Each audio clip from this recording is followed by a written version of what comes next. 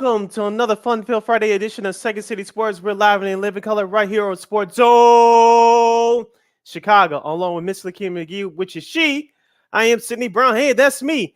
You can follow yours truly on the Twitter and the IG at SidKid80. Once again, it's SidKid80. That's SIDKID80. That's SIDKID80. You can follow me at Keena McGee on the Twitter and at Keena McGee on the IG. Make sure you download that Sports Zone Chicago app. You want to know why? Because we said so, that's why. And also, you can catch our other 5 live shows throughout the week. So if you happen to miss them, you can go back and watch them and listen to them at your own leisure. Make sure you download the Sports Zone Chicago app today. Speaking of Sports Zone Chicago, you can find us on all social media platforms on Facebook, Twitter, Instagram, and YouTube at Sports Zone Chicago. Once again, find Sports Zone Chicago on all social media platforms on Facebook, Twitter, Instagram, and YouTube. You want to catch the audio version of this show, Second City Sports? You can do so by subscribing to our podcast at War on Anchor. We are available on all podcast platforms, including the iHeartRadio app. Make sure you type this in your search engine boxes on those podcast platforms. You ready? WARR on Anchor. Once again, WARR on Anchor. And you can follow War Media on Facebook, Twitter, Instagram, and YouTube at War Media. Once again, at WARR Media on Facebook, Twitter, Instagram, and YouTube. And thank you very much in advance for your support. Like, share, subscribe, and tell your friends. We are unapologetically fun, and we have very definite opinions. You have any definite opinions on any of our topics we're going to cover during today's 2-hour extravaganza we call it Sports Talk Radio Show? You can go to Sports Zone Chicago's Facebook page or Sports Zone Chicago on YouTube. Type in your questions or comments in the comment section. Lakeena will get them up on the screen for you. But if you decide to troll and or do something stupid, I've given Lakeena football to give you fools to bail and be a boot. Bye-bye. I love when she says that. But before we begin, we'd like to remind you that you can catch Sports Zone Chicago now on Roku TV. That's right, Roku TV. You can catch Second City Sports, other 4 live shows. That's right, Liam Hendricks loves it too. Sports Zone Chicago is now on Roku TV. You have a Roku television already. Just tap into the sports section and download the Sports Zone Chicago app right there. You can type in that app and make sure it goes alongside HBO Max, Disney Plus, all those other apps you have displayed on your television. If you don't have a Roku TV, that's okay. Just download it on your tablet, your iPad, iPhone, wherever you have devices that you watch your sports or other like events. Just download that Roku TV app and just find Sports Zone Chicago right there. So once again, you can catch Sports Zone Chicago now on Roku TV. Lakeena, let's kick off this Friday edition of Second City Sports by discussing, yes, the Chicago Cubs. We haven't forgot about the White Sox. I'm pushing them back to the bottom of the hour to save my blood pressure. For you Cubs fans, we're going to try to make sense of all this. They are 40-58 right now. We know that they lost to the Giants, San Francisco Giants last night. They almost got no hit, but that's not the story. The story took place on Tuesday between the Chicago Cubs and the Pittsburgh Pirates. Wilson Contreras and Ian Happ, and perhaps David Robertson, their closer, perhaps may have said their final goodbyes to the Cubs fans and all of Cubs Nation following the game, which they swept the Pirates in a quick two-game series. Wilson Contreras spoke to Taylor McGregor, the Cubs reporter for Marquee Sports Network, saying that this has been the best time of his life. This has been the best moment of his life. Besides winning the 2016 World Series, he was very emotional before the game, during the game, and after the game. Lakeena, I kept pondering this for the last 48 hours. What happens after all this? Because the MLB trade deadline is coming up next week on Tuesday at 5 o'clock Central Standard Time, to be exact. What happens after all this and Wilson Contreras isn't traded? Isn't this all for nothing? Well, yeah, or sort of. Are we just preparing for the inevitable? I think we're preparing for the inevitable, but just think about this. What happens after all this? This is all for naught, and the Cubs really look stupid at the end of the year and losing Wilson Contreras for nothing, knowing that they're not going to keep him. Well, it's one of those things where you're kind of like, you wonder what Jed's doing, and I'm sure with everything else. And I feel like, I know if you saw that moment between Contreras and Ian Happ, during after that second one when they swept that mini 2-gamer against the Pirates, you can kind of tell like the emotions and such. So it's so I don't know. I mean, I think he wants to stay. I think he wants to be able to come back. I know Carter Hawkins, people forget he's a GM, so It'll be interesting to see Hmm. what his mindset is. I'm sure Jed's probably going to have the final say and whatnot. But I'm hearing that him to the maybe to the Mets. I'm talking about Contreras. I mean him to the Mets or Hmm. him to a couple of other teams and such. So it'll be interesting to see if that's the case. But I'm wondering like, well, what's going to be like the plan. So it's sort of the I'm just wondering, like, okay, what is the plan here? Do they have a plan? Are they going to be able to contend within the next couple of years?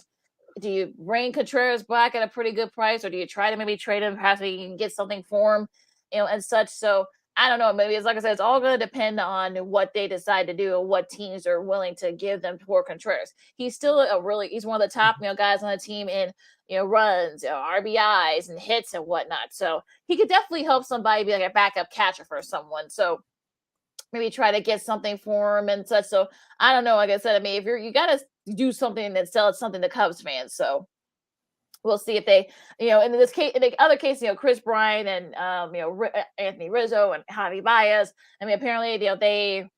That their approaches, and the contract approaches were not very good, especially with Rizzo's. I mean, it was too much for their blood. So Hmm. I like I said, I don't know. Like I said, we'll see what Jed and Carter Hawkins do. Through as we get closer to trade deadline on Tuesday. So again, we have to see what moves they decide to make. If I'm sure they will, but you're going to be on if. You listen to Second City Sports, the Friday edition, right here on Sports Zone Chicago. We're live and in living color. Sid and Lakeena here with you, discussing the future of the Chicago Cubs. ... Taking a look at the numbers for Wilson Contreras, the All-Star, once again for this season. He's batting .256 with 14 home runs and 37 RBI with an OPS of .837. Lakeena, like you said, there's a whole lot of ball clubs that could use him. The Yankees can use it. Definitely the Mets can use it. I know the Mets has been one of the top teams that have been rumored to acquiring Mr. Contreras' services. Don't rule out the Houston Astros. They could use him as well. So Mm-hmm. because looking on paper, it could be them and the Yankees in the ALCS once again. So they are going. We all already know they're going to be buyers for his services. But going back to Jed and Carter Hawkins, like you said, his name is really haven't been mentioned around Chicago media lately.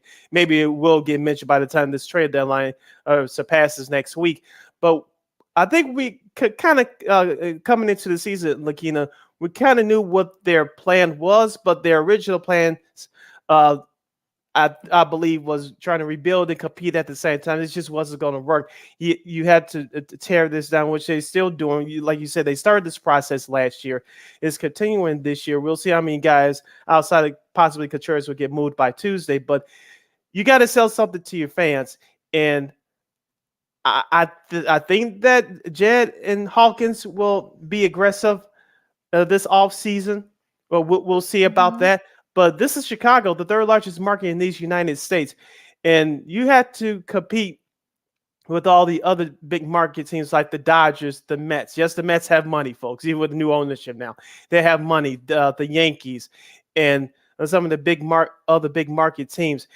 You can't just go around operating like a mom and pop shop. They rebuilt Wrigley Field all around that area. It looks very nice. I was up there a couple of times last year. I was up there earlier this year, and it looks very nice. But you got to sell the fans something realistic to look forward to. I know they're in year 3 of their new network, Marquee Sports Network. They're not making as much money as they thought. And one of the reasons why is because the Cubs are not winning. So you have to sell something, and we may not see it now, but we better start to see something this coming off season.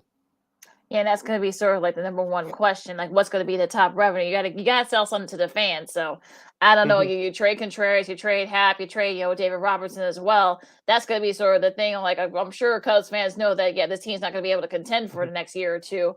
But you need something to kind of like get Cubs fans motivated to kind of put a capper on this.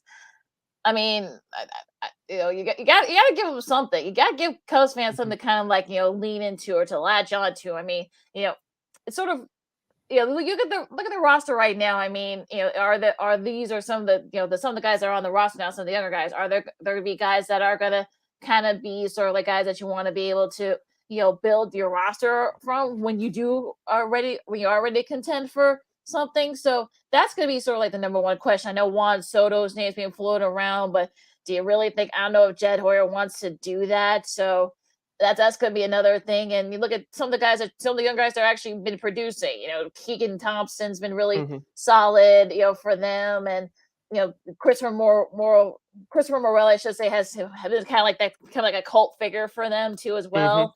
Frank Schwindel's been pretty solid. Patrick Wilson's been really good. Nico Horner, but are these guys are going to be guys that you're going to want? And Velasquez, who's actually been pretty good as well. He was like really active during that Cubs streak. So that's going to be sort of the thing. Like, is this going to be kind of like the team? Are there guys from there that you probably want to be able to build upon once you are ready to contend? But look, I mean, Cubs fans are very ambivalent, so they need something. Ricketts and the rest of them, they need something to kind of like get something for the Cubs fans to latch on to, because they're not making any revenue from. You look at Wrigley Field; it's only like about like half full, so it's Hmm. mostly guys from fans from like other states. That St. Louis series, it was basically just as much Cardinals fans as there were Cub fans and such. And they're not making a lot of money out the marquee network because, of course, one of the reasons is because the Cubs aren't winning or contending. So that's gonna be another thing that they have to think about. Just focusing on what's going on the field. I like Justice Steele, their other young left-hander for the Cubs. He's been pitching very well these last 2 or 3 starts. You mentioned Keegan Thompson. He's been very good ever since he's been part of the starting rotation in late May. He's really shown some signs. I think you could build around those two. I'm still interested to see if Kyle Hendricks gets moved by Tuesday. We don't hear anything right now. I'm not sensing anything, but you never know. But they may use Kyle Hendricks to perhaps be that bridge into the next the next playoff contending team. We all know that his skill set is slightly declined over the last 2 or 3 years, but he still has been effective. You look at Marcus Stroman. I know he's been good ever since he's come off the IL a couple of weeks ago. So those two, I don't think they'll get moved. I know I suggested Kyle Hendricks over the last month or so, but I don't know if he's going to get moved. You never know, but I don't get the sense that he'll be moved by Tuesday. Marcus Stroman, I think, is untouchable. So will one of those or both of those guys get moved this offseason? We shall see. Now, as far as the hitters concerned, congratulations to Patrick Wisdom for hitting his 50th career home run last night, number 18 overall this season in the 4-2 loss to the Giants. But I've been asking you this all season, Lakeena, is Patrick Wisdom and Frank Schwindel the part of his future? If I had to lean one way, I would have to say no.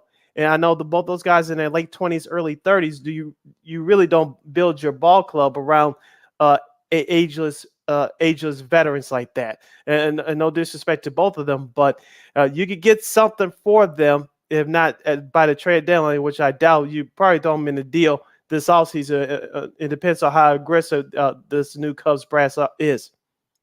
I think that's going to be the thing. So, like I said, I want to put a capper on this because we got other baseball stuff to talk about. But I think it's going to be Mhm. interesting to see if those names do get traded. I mean, if there can be part of a piece or something, do you get a top prospect? So that's going to be the thing. So as let's go forward into the I know you don't want to talk about White Sox yet, but I have this. I got to bring them up because there was this report that came out from John Morrissey, who does a great work on Fox Sports for their baseball coverage. He said that, and I want to make sure I get this tweet up because unfortunately, the Sox, split their series with the Rockies. Probably could have been swept. I'm gonna say that, but I'm gonna, leave that alone. But here's a tweet that came up. I gotta find it first. He said that they're not discussing. I'm talking about Morris Morasi. I mean, they're not Mhm. discussing possibly of trading Lucas Giolito or Lance Lynn. They're 3 games back in the AL Central, are encouraged by the 10-14 start in July. 14-10 start, 14-10, I should say, start in July. They believe they can win a division. I mean, yeah, sure you can. 14-10, you're encouraged by that? Really? I don't know. You should be encouraged. 14-10. Okay. If you guys go by my Twitter account at Keena McGee, I had the Muttley, chuckle emoji. And what's up, Amando? We have a long time no time no hear from. Yeah, watch Hey, this on. Armando, welcome back, my man. Welcome back.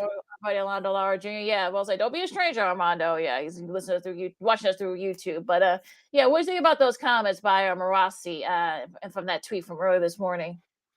Very interesting, and I have to give props to our a good friend of the show. Hopefully, we can get him back soon. Chris Lanuti from the Mm-hmm. Sox in the Basement podcast. His last episode, I think, the latest one dropped today, but he had one episode that came out early this week comparing this team, the 2022 White Sox, to that 97 team. And it's interesting you brought up that tweet, and it's in the popped in my head. Remember back in 97, Lakeena, the 97 White Sox, they started out terrible. Robin Ventura had that injury during spring training with his ankle around the third base the last week of spring training. Freddie Thomas almost forgot he got injured early in that season. They started out, I believe, 5-17, and that was the first year of Albert Bell. For some reason, after Memorial Day, they got it together, and somehow they were around the 500 mark. And the Cleveland, at the time, Indians, that was the team that will eventually lose the World Series to Florida in Game 7. That team from mid-June on to the trade deadline, they were playing terrible. But the Sox somehow, some way, found their way back in the race. There were, I believe, 6 games out in the All-Star break, 3 games out at July 31st. And of course, the Crowfoot, Jerry Reinsdorf, he said that in the way we're playing, anybody thinks that we can catch Cleveland, they're crazy. Of course, they traded Roberto Hernandez and a couple other veterans for these prospects for the San Francisco. It was Wilson Alvarez, Roberto Hernandez, and I forgot the other player. They traded them for Bob Howery, who came up big in 2000 in that division-winning team. Mike Caruso, who couldn't play, and a couple other scrubs as well. I think this ball club right now is better than that 1997 club, depth-wise and starting rotation-wise.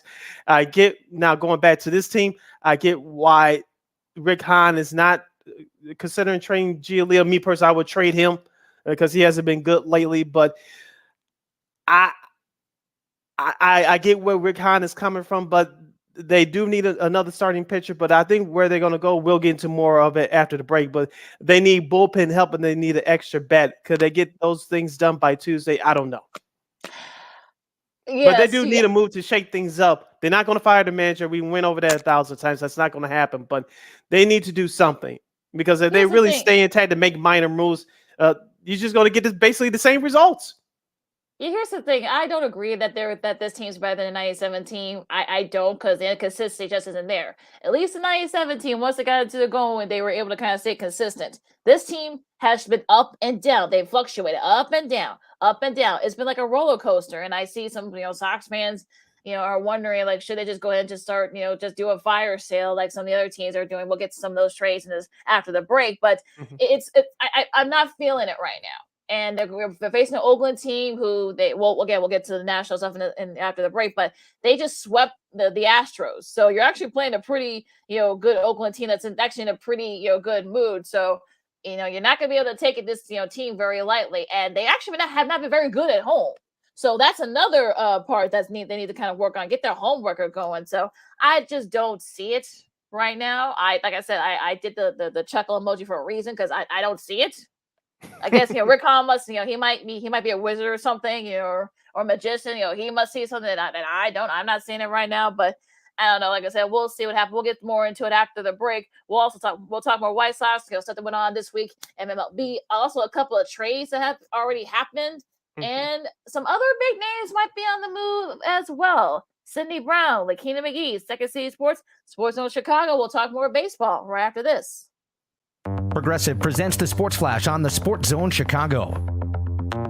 The White Sox had Thursday off. They're back to work tonight. 7:10 first pitch at home against Oakland. 1-3 right-hander Lance Lynn starts for the Sox. 1-5 righty James Caprillion gets the nod for the A's. The Sox have wins in 6 of 10. They're third in the American League Central. 3 games out of first place. 1 game behind second place Cleveland. Oakland comes in with wins in 7 of 10. They've won 3 straight. The Cubs visit the Giants tonight. 9:15 Central first pitch from San Francisco. 2-5 right-hander Marcus Stroman faces 3-4 righty Alex Cobb. Last night, the Giants held on for a 4-2 win over the Cubs that snapped San Francisco's 7-game losing skid. All of San Francisco's runs were unearned. Cubs starter Justin Steele went 3 2/3. He gave up 5 hits, a walk, and struck out 6.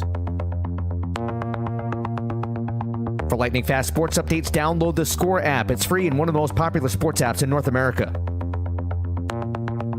I'm Chuck Sanders. That's the Sports Flash on the Sports Zone Chicago.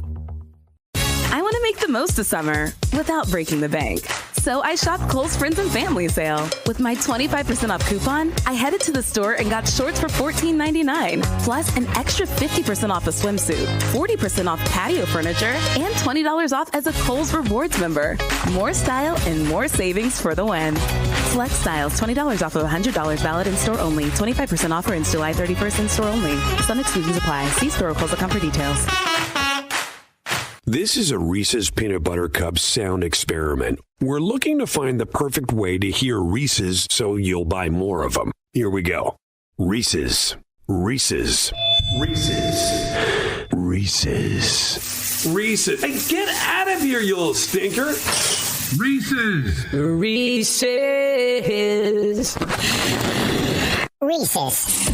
Peanut Butter Cups. That breathy one sounded very creepy, am I right?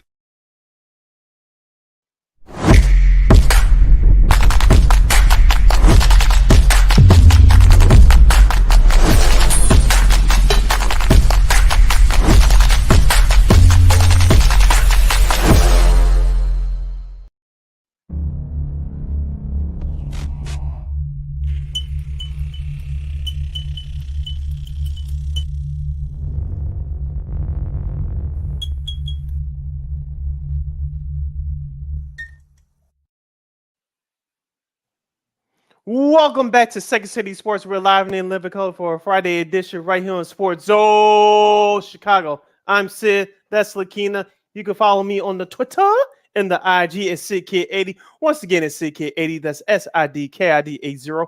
SIDKID80. You can follow me at Keena McGee on the Twitter and at Keena_McGee on the IG. You have a question or comment for us during our now less than 90 minutes left of this extravaganza we call a Sports Talk Radio Show. You can go to Sports Zone Chicago's Facebook page or Sports Zone Chicago on YouTube.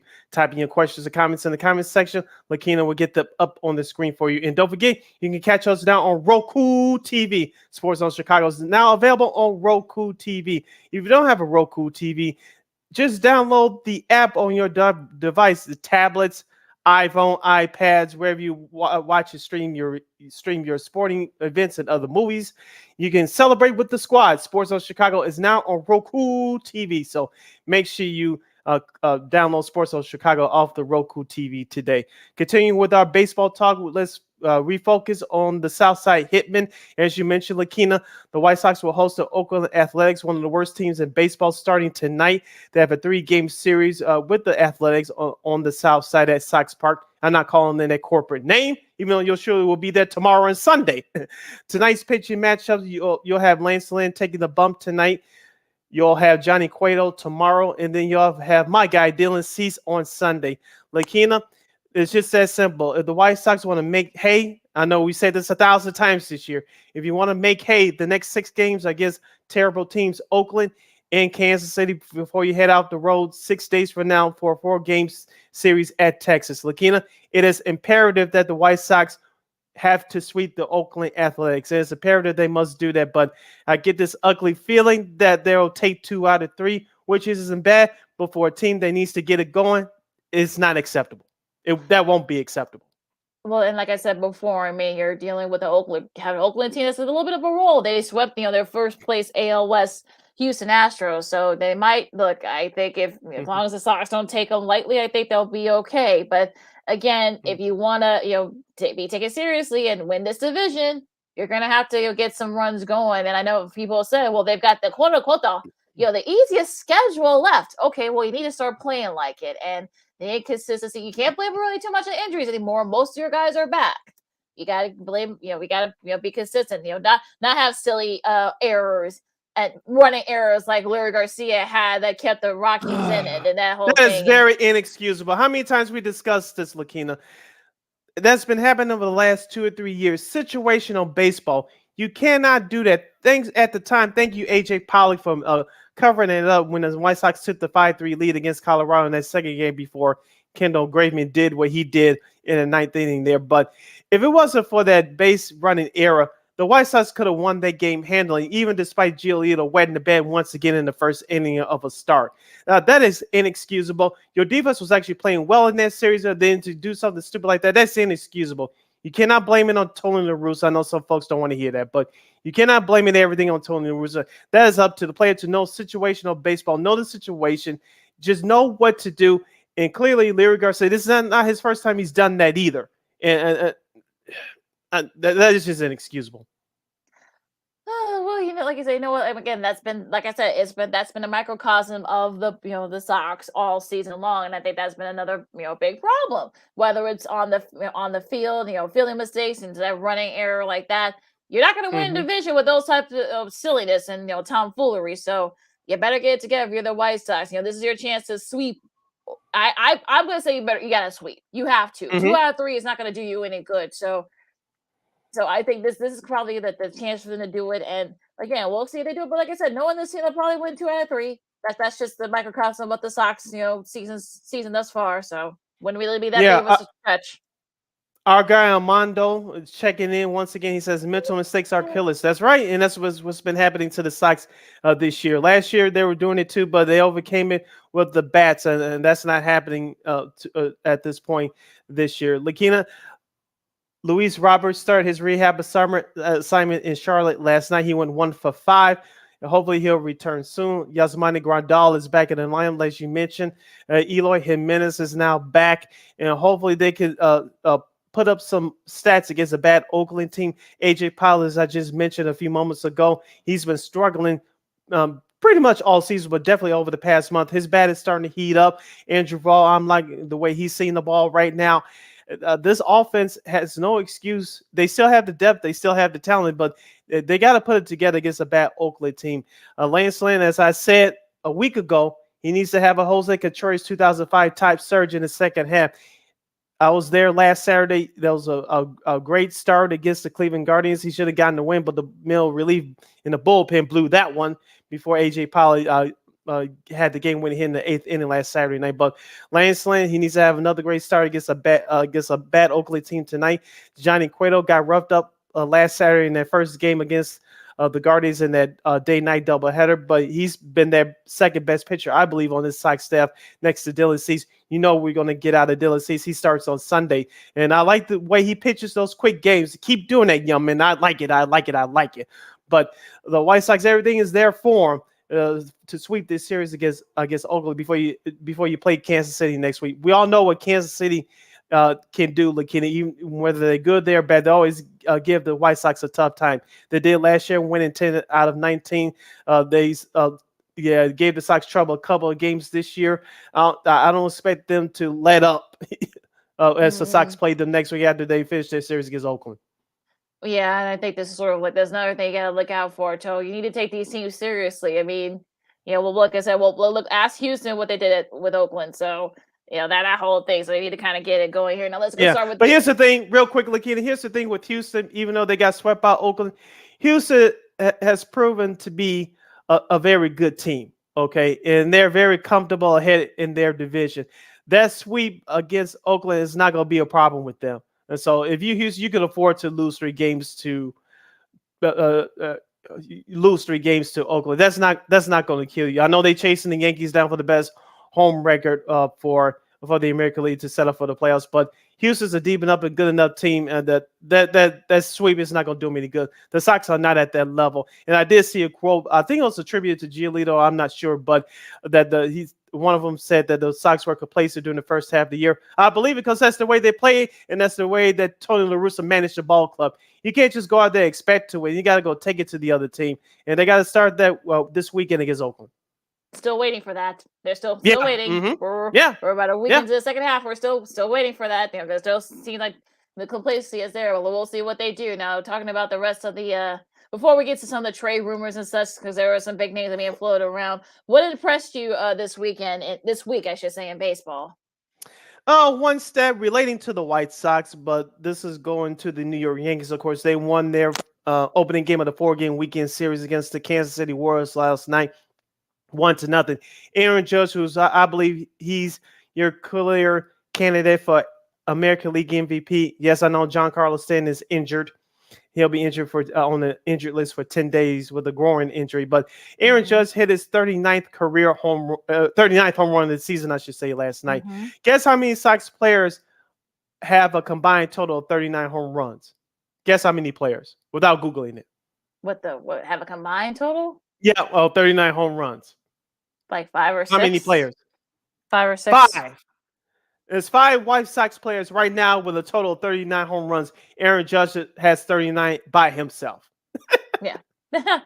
Well, yeah, go figure. And he had a walk-off last night too, and he joins a pretty exclusive list. And he and Mickey Mantle are the only ones to have have at least 3 walk-offs in a single season. You got it all the way back to when Mickey Mantle did in 1959. So that just the fact that he's definitely earlier in the clubhouse for AL MVP and such. So that's a little bit nutty. Now it's hoping to kind of bounce back because they got swept by the Mets. Matt Scherzer had like 9 or 10 strikeouts, and he just turned 4. That was his 40th in his career. Have like multiple strikeouts and passing Randy Johnson for the most by a player on their birthday. So a nice little happy birthday present to him. And also too, the Mets actually swept the Yankees in a 2-game series. Could be some are already saying that it could be a preview for the World Series. That's a little we're going a little ahead of ourselves for that, but we'll see what happens there as well. But it's sort of,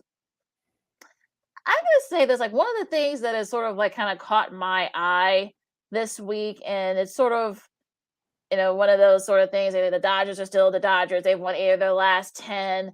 The Washington Nationals took it to them, winning 2 out of 3.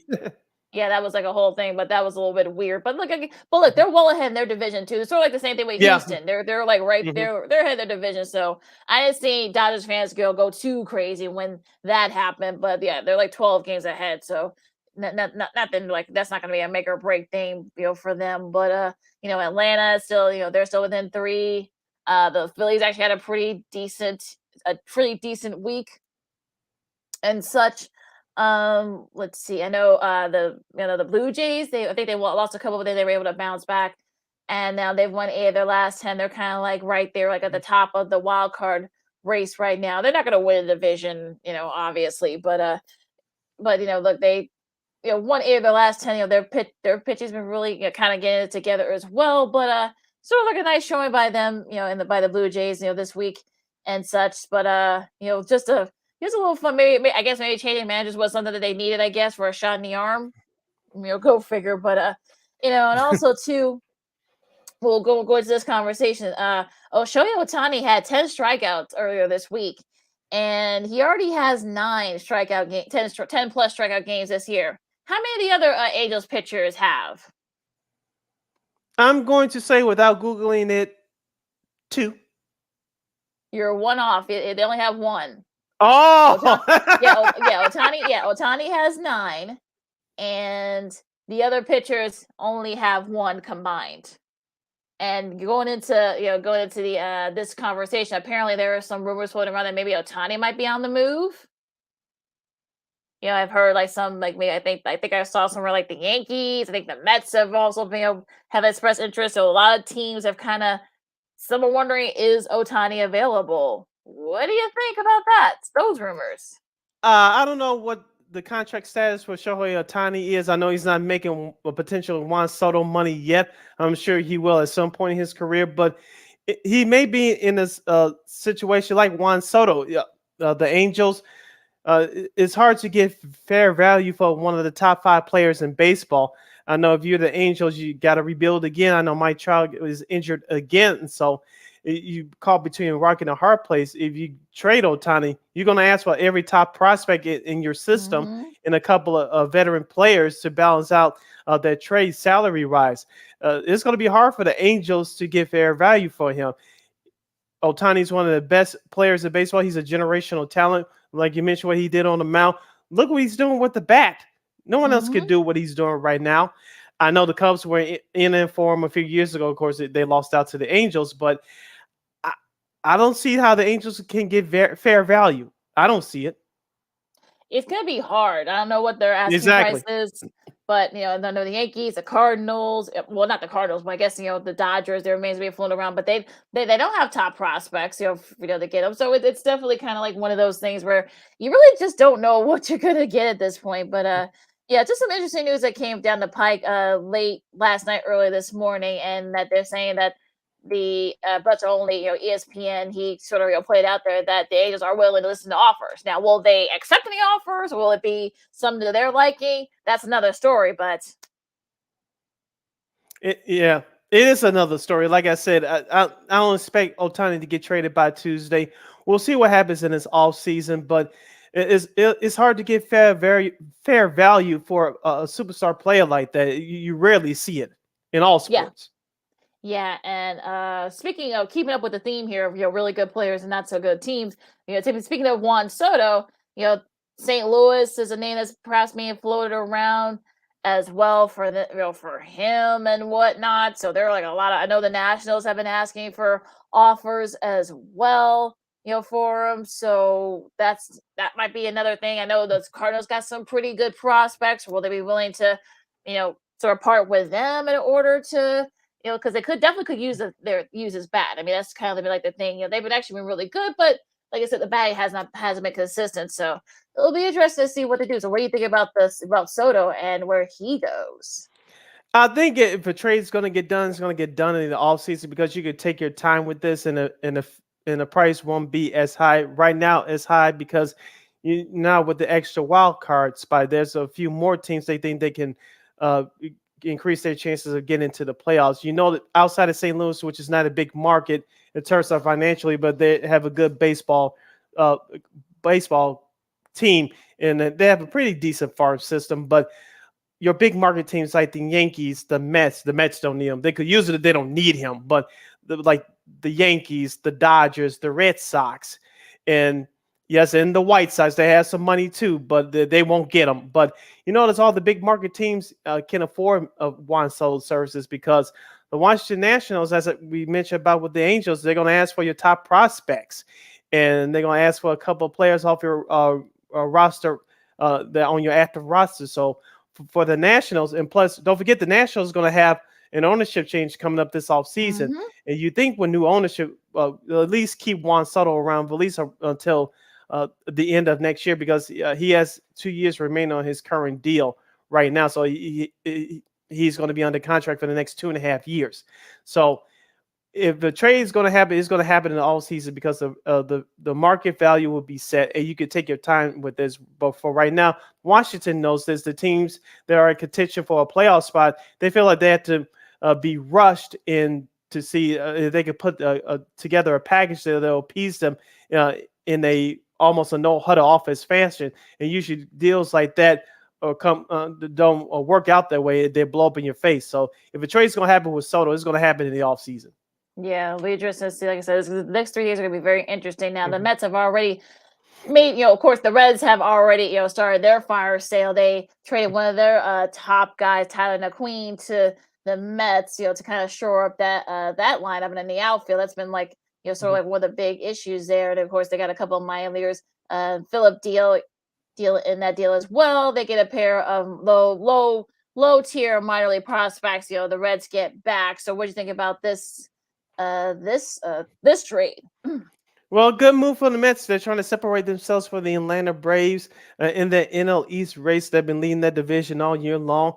If they can add Wilson Contreras, they really will set the tone, not just for that division, but for the whole National League.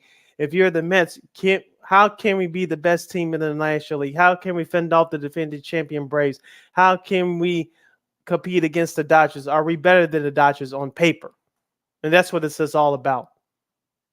Yeah, they're definitely battling out for the best record in the majors. Also, too, speaking of the Yankees, Andrew Benintendi from the Royals, he's going to the Yankees for mid-tier pitching prospects. From the Yankees to the Royals. Of course, he's one of their top players. He's an outfielder, so they definitely need the bat. I mean, let's see if the Yankees can probably get that pitching because their pitching still needs a little bit of judging. Yeah, especially their bullpen, especially their Mm-hmm. bullpen. But as far as Benintendi's concerned, watching him for years with the Royals, especially playing Mm-hmm. against the Sox, he's a utility player. Like you say, he's a big bat that the Yankees desperately need. That's going to help them. He can give some guys on the veteran guys in that lineup some days off, and so you could plug him in. He could start him a few games. So you could pinch hit. He could pitch hit for some guys late in ball games. So this is a very good move for the Yankees. Like you said, they just need to shore up the pitching. Yeah, some other names that perhaps going to be floating around besides Otani. I think, of course, Otani and Stowe. Those are kind of like the like the top names. And I'm sort of wondering at this point with the trade deadline being about 4 days away. Do you see any other sort of like big moves? Do you see, we already said that maybe Soto and Otani probably were more likely not get traded, but do you Mhm. see any kind of like, minor like mid-tier guys and such, utility guys probably have on the move? Frankie Montas of Oakland, they've been having a fire sale this off season after the lockout was Mm-hmm. lifted. So look for his name. Josh Bell from the Nationals, Oh their yeah. first baseman. The White Sox could use him right now. And he's a big bat. And like I said, many teams could use him, including the White Sox. Brian Reynolds from the Pirates. Luis Castillo, as you mentioned, from the Reds. The White Sox could definitely use another star, especially with the struggles of Giolito lately. So I wonder how what's going to cost Rick Hahn to get him if you're going to get Luis Castillo of the Cincinnati Reds. I got Armando checks in once again and says Ian Happ. He could be used on the south side. Mm-hmm. I know Josh Yeah. Harris's defense has been a little bit better lately. I know his bat's been picked up here and there, but Ian Happ is a better option than Josh Harrison right now. And this is what happens when you don't have the depth at second base. Danny Mendick's injury is bugging the White Sox right now. So they really don't have anybody else. Larry Garcia, he's been overexposed. He's a utility player. TLR loves a little bit too much, and that's just not going to work. So Ian Happ is a very good possibility. Shout out to you, Armando, for that one. Trey Mancini from the Baltimore Orioles, Yeah. another left-handed player. The White Sox could definitely use him, but I think he'll cost a little bit more, so I don't see him going to the south side. I can see Trey Mancini going to the Yankees or not the Mets, but the Yankees, or perhaps maybe even the Dodgers. How about JT going to on the other side, on the offense side? How about JD Martinez? I know his name's been floating around, and the Red Sox are they're it's kind of over for them. So apparently his name is being floated around and such.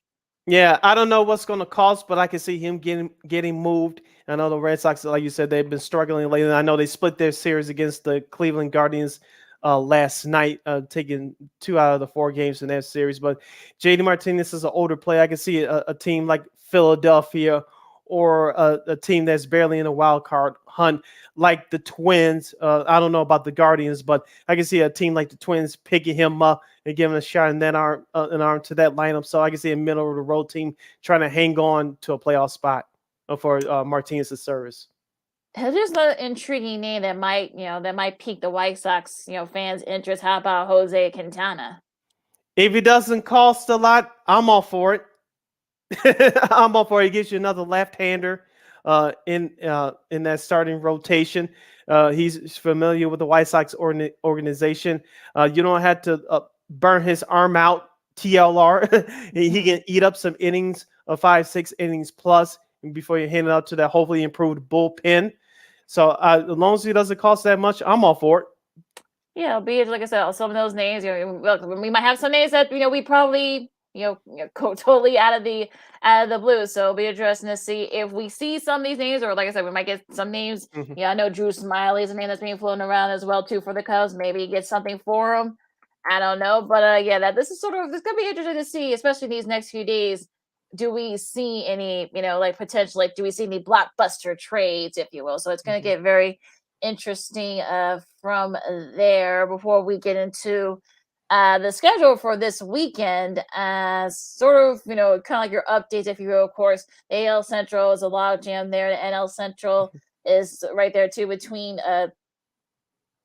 the Brewers and the Cardinals, also too the Mets and the Braves. The Braves have actually been kind of up and down, but they're still only 3 games back and such. So the other divisions are kind of like runaway. I don't want to say runaways, but it's kind of out of reach at this point. So out of I guess like the 2 like central divisions, I guess.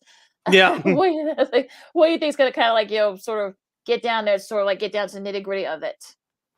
Like you said, both the central divisions, NL and AL, will come down to the wire. I know that the Brewers took care of the Twins. Yay, if you're a Sox fan, they took care of the Twins with a 2-game sweep this week.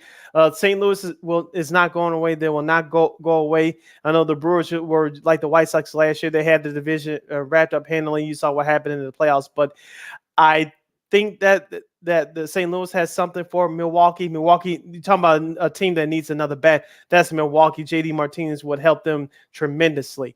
But I think both the Central divisions will come down to the wire. The White Sox, if and when they turn this around, I'm not going to say they have it in hand, but they'll have better control of it than they do right now, trailing Minnesota by 3 games. So those two will come down to the wire. But as I said before, Lakeena, we said this for the last month and a half.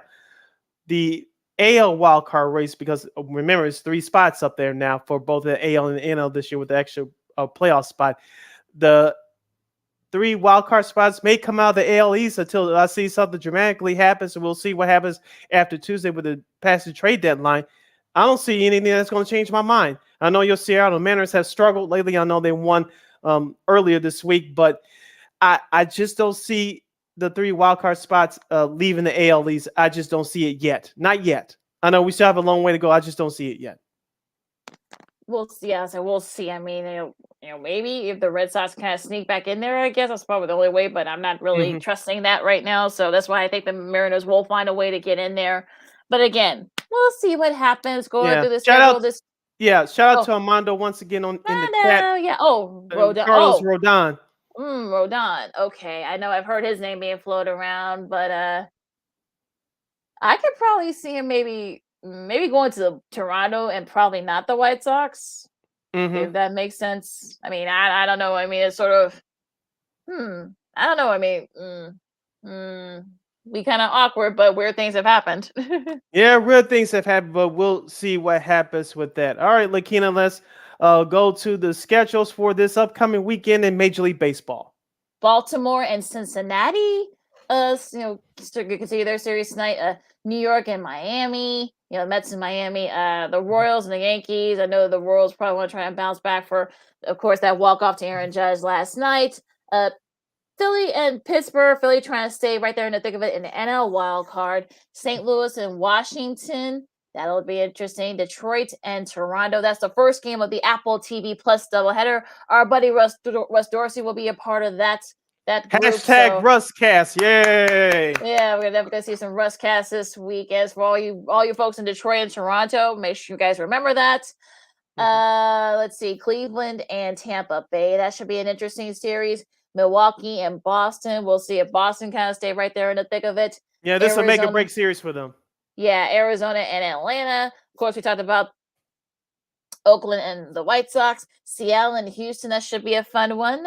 I know that Seattle wants to try to at least win a game because they got swept last weekend at home. Hopefully they get. They're hoping to return the favor to Houston. The Dodgers and Colorado. That's been kind of like a little bit of a house of horrors for them, of course. Texas, and luckily they've got a big lead, so they can kind of have a couple of bad series. Look at what they did with the Nationals. Texas and the Angels. Could this be the last time that Angels fans could be seeing Ohtani? I don't know about that, but we'll see. Minnesota and San Diego. San Diego's been struggling too, and they lost at Detroit this week. Yes, they did. So, and of course the Cubs and the Giants. That's going to be the second game of the Apple TV Plus doubleheader for all you Cubs fans who want to watch the game. You're not gonna be able to watch it on television later on tonight. So you gotta go on Apple TV Plus. And so San Fran folks as well. Yep. And as far as your national TV schedule for this weekend, tomorrow on Fox Saturday Baseball, you'll have the Twins at the Padres, Philly at Pittsburgh, and you'll have the Cardinals at the Nationals. P.S. Juan Soto's possibly last games in the Nationals uniform. So the White Sox and the Oakland Athletics game that was originally scheduled for that bracket has now been bumped off. So once again, for Fox Saturday Baseball, you'll have the Twins at the Padres, Phillies at the Pirates, or the Cardinals at the Nationals. As we say in the business, check your local listings for games and times in your area. And for the Peacock Game of the Week on Sunday morning, we'll have Detroit at Toronto. That's the Tigers versus the Blue Jays. And then for Sunday Night Baseball this week, we'll have the Cubs and the Giants. Really? I know, right? Okay. Of course, tomorrow on FS1, you got the doubleheader. You got Milwaukee and Boston. That's at 3:10. Also at 8:07, you got the Rangers and the Angels. So that is your schedule for this weekend in baseball. Right. Hour number 1 in the books. Hour number 2 straight ahead. We'll have your Chicago Bears training camp update. Practice has concluded for today. We'll have some more news from NFL training camps as The training camps for all 31 other teams have opened earlier this week for the last few days. We have a couple of injury nuggets to report to you guys. Spike Lee and the NBA marrying each other again. We'll get into that. And plus, yours truly has a list. You're going to stay tuned for that one from the world of the National Football League, plus a whole lot more. I'm Sid. That's Lakeena. You're listening to Second City Sports, the Friday edition, live in living color, right here on Sports Zone Chicago. Progressive presents the Sports Flash on the Sports Zone Chicago. The White Sox had Thursday off. They're back to work tonight. 7-10 first pitch at home against Oakland. 1-3 right-hander Lance Lynn starts for the Sox. 1-5 righty James Caprillion gets the nod for the A's. The Sox have wins in 6 of 10. They're third in the American League Central. 3 games out of first place. 1 game behind second place Cleveland. Oakland comes in with wins in 7 of 10. They've won 3 straight. The Cubs visit the Giants tonight. 9:15 Central first pitch from San Francisco. 2-5 right-hander Marcus Stroman faces 3-4 righty Alex Cobb. Last night, the Giants held on for a 4-2 win over the Cubs that snapped San Francisco's 7-game losing skid. All of San Francisco's runs were unearned. Cubs starter Justin Steele went 3 2/3. He gave up 5 hits, a walk, and struck out 6. For lightning fast sports updates, download the Score app. It's free and one of the most popular sports apps in North America. I'm Chuck Sanders. That's the Sports Flash on the Sports Zone Chicago. I want to make the most of summer without breaking the bank. So I shopped Kohl's Friends and Family Sale. With my 25% off coupon, I headed to the store and got shorts for $14.99, plus an extra 50% off a swimsuit, 40% off patio furniture, and $20 off as a Kohl's Rewards member. More style and more savings for the win. Select styles, $20 off of $100 valid in store only. 25% offer ends July 31st in store only. Some exclusions apply. See store or Kohl's.com for details. This is a Reese's Peanut Butter Cup sound experiment. We're looking to find the perfect way to hear Reese's so you'll buy more of them. Here we go. Reese's, Reese's, Reese's, Reese's, Reese's. Hey, get out of here, you little stinker. Reese's. Reese's. Reese's. Peanut Butter Cups. That breathy one sounded very creepy, am I right?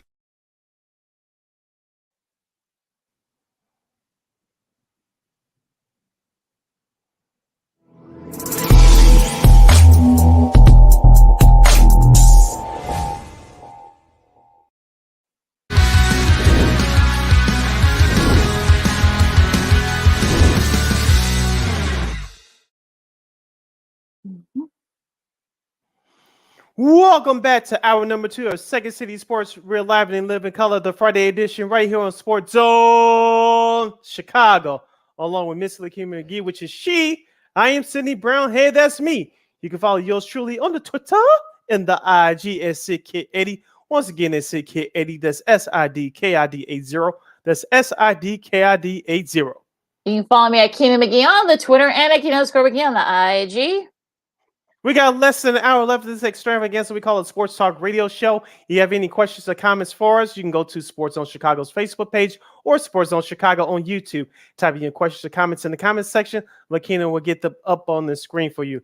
As the kids would say, make sure you smash that like button, share this program with any and everybody you know. Tell them that Second City Sports is on the air, live and in living color, right here on Sports Zone Chicago. And before we continue, for hour number 2, we must remind you that Sports Zone Chicago is now on Roku TV. That's right. Catch Sports Zone Chicago on Roku TV. If you already have a Roku television, just tap into the sports section and click on Sports Zone Chicago. Download the app right there. And as Justin Fields runs down the beautiful sidelines of Soldier Field, he says, "Get up, Chicago. Sports Zone Chicago is now on Roku TV." If you don't have a Roku television, that's okay. You can still download the app on iPhone, iPad, laptop, Chromebook, whatever. Whatever your device, whatever mobile device. Yeah, whatever mobile device. Thank you. We're getting old here. So just download that. You can stream Sports Zone Chicago 24 hours a day, 7 days a week, 365 days a year, live and on demand. Lakeena, let's kick off hour number 2 of this fabulous program by discussing the Chicago Bears. They're just like 31 other teams in the National Football League starting out training camps this week. They're still at least 2 weeks away from their first preseason game against the Kansas City Chiefs. I know it's the Chiefs, so leave me alone. But we still have some injuries from around the league. We'll get to that in just a moment. But the Bears have a couple of injury nuggets of their own. Tell us about it. Yeah, I think some of our buddies, like Jason Leisure, from the Sun Times, Mark Grody from 6 7 Score we just had a couple weeks ago, Deion Miller, they're there. Also to our all friends of her, and also to Cassie Carlson as well. Mhm. They're talking, and also to, of course, Caitlin Sharkey. We can't forget about her. She'd kill us if we forget about her. But Lucas Patrick, I think that's his name, from the Bears. I think he had something wrong with his hand. I think it was a hand injury or his finger injury or whatnot. But he's gonna miss a couple of weeks at least. So that's one injury for the Bears. I think they have a couple. Tevin Jenkins hasn't practiced in a couple of days. Mhm. Is some people wondering, is that back? That bothered him when he was in college. Is that flaring up again as well? So I don't know. So I mean, we're again. We'll talk more about some of the other injuries in a second, because there have been other injuries around the Mhm. league too. But so far so good. I mean, if you're, I know Matt Eberflus has been kind of making the rounds. I know he's been on both Chicago sports radio stations the last couple of days. He's talking about the hits philosophy and such, and all this other kind of coach speak, if you will. But what do you think? I know you've seen some like the clips and such. What we can see. What do you Mhm. think so far?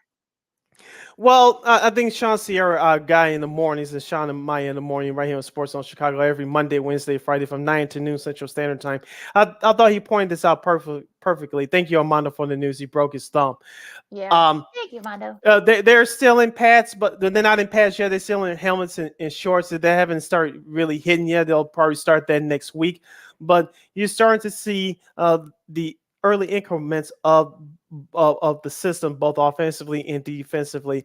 And head coach Matt Eberflus is trying to get the sense of what positions, what players can fill in due to injuries and whatnot. So you still kind of get out the early feel. Like I said, they still 2 weeks away from their first preseason game. We start to see some of the things starting to come together, but this is going to take some time. And so what we're seeing right now is the early process. We're just starting to see the baby steps of this. Things just don't come together overnight. And we talked about this for the last couple of weeks, Lakeena. I'm really worried about that offensive line. And you mentioned with the injuries already. How many guys do you have there ready to fill in for that position? Do you have enough depth to even form an offensive line? Because this is a big year for Justin Fields to see if he's that franchise quarterback. If you want to see how good he is, you got to have a line to protect him. Yeah, and I think that's sort of going to be the thing. And will he be able to stay upright? I know. Look, they've picked up some guys. Michael Schofield, of course, who's Mhm. probably the biggest name. Among that, and I know Lucas Patrick, somebody they picked up too. Of course, unfortunately, he's going to be missing a few weeks with that thumb injury, that broken thumb. So, I mean, this is as Fields goes, so does his offense. I think Mhm. as the O line goes, so will Fields go. So that's going to be like another thing. So that whole thing is going to be interesting to see if they can kind of do that. And sort of like another thing that kind of broke some news here. I guess Roquan Smith and Robert Quinn are at camp. I think Smith is on the PUP list, of physical able to perform list, but he is there. Mhm. I guess because you'll get fined if you don't. They kind of Right. put that rule in there. So, but yeah, Quinn has said that he doesn't want to get traded, and whatnot, because he's already been traded twice. He's had to he has like packing and moving, but does he not know that it's kind of like he's been in the league long enough to know that these sort of things happen. So, what do you think about his comments and all that that have transpired with Smith now being on the PUP list? Let's be honest here. Robert Quinn is saying all the right things. That he knows this as well as you and I and everybody else listening and watching us. That the Bears are in transition. They starting anew with a new head coach, new system, new coaching staff. And if he happens to stay here, that's so be it. I'm sure he's going to probably beg behind the scenes if he doesn't get traded Mhm. before the regular season starts in another month or so. I'm sure he's going to ask for a trade at the trade deadline. So his days are numbered here because the Bears are starting anew. And if you're a veteran team like the Buccaneers or the Cowboys or Mhm. the Eagles or the playoff caliber team, you can use Robert Quinn's services. Right now, Robert Quinn, he can help these young guys. But to be honest with you, Lakeena, if you're Robert Quinn, do you really want to stay here knowing that you don't have a realistic chance to win? You don't, not here. And you're getting up there too. He's 32, so I'm sure Exactly. he's gonna want Exactly. he's gonna want to go someplace where he's gonna want to be able to contend for a title, so for a Super Bowl. So I think that's that's another thing too. Some people said that the younger guys, Bayless Jones Jr. has looked really good and such. So I'm thinking that's sort of like we'll see what happens in there, but I kind of feel like you said, I think no one's really expecting much from the Bears. I know they have the quote unquote not a very tough schedule and whatnot. So I don't know. I mean, it's kind of like we're kind of seeing like who do you have and what bodies do you have and whatnot. So I know Kyler Gordon has looked really good as well for the Bears. Of course there was a video of him when he was younger doing a competitive dance. He like the competitive dance. He even said, I heard him in his interview with the Score with with our buddy Mark Groney and Matt Spiegel, and he said that it was actually a dance that kind of helped him sort of improve and made him become a better football player. So we'll see. We've seen it, so it's sort of it's kind of pretty cool that that's sort of been the thing. Of course, we saw that at Washington. He's a two-time all Pac-12 defensive guy. So again, that's kind of like really cool story there. But yeah, I mean, as far as the Bears themselves, I mean, like I said, I don't know about you. I know we were going to get more in depth as we talk about our previews and whatnot, but like you said, once they get really go really hard at it in practice with the pads and such, we'll see how they will look. I mean, because we're probably going to see. I know Riley Rivers, another left tackle, another offensive guy that that hurt him, that got hurt and whatnot. So he's questionable too. I think he an ankle injury and such. So he's going to be gone for about a week. So it's going to get a little bit interesting over at camp so far already. Yeah, and also too, from what I've seen and read, Cole Kmet, the tight end, has looked good. I know we asked about him with our buddy Lester Wilfon Jr. from Really City Gridiron on our last show on Monday, and that he's going to be a very integral part of this offense. We don't know what's the full entree going to be at the end with this offense, because, like you said, it starts with the offensive line. I think the running game is going to be good with David Montgomery and Khalil Herbert. And Cole Kmet is going to be a big part of that. I expect his production to go up, and I think Justin Fields is going to improve just on those two aspects alone. It all starts with that offensive line. And you mentioned about that, I believe, the second round pick, Bayless Jones out of Tennessee. Yep. I'm interested in what he's going to do. I know we saw the potential with Darnell Mooney last year. Can Bayless Jones go deep, and can he go get it?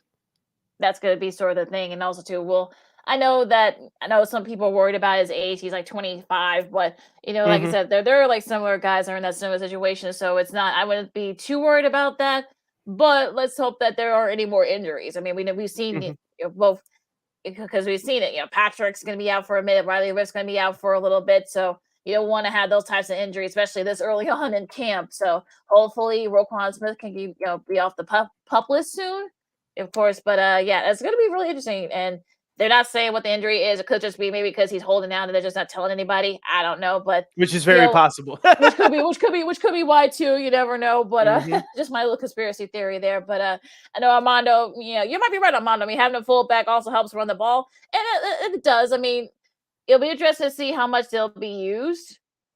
I know fullback's kind of like starting to kind of come back, and you will in the NFL, because it's kind of been sort of like an afterthought the last few years.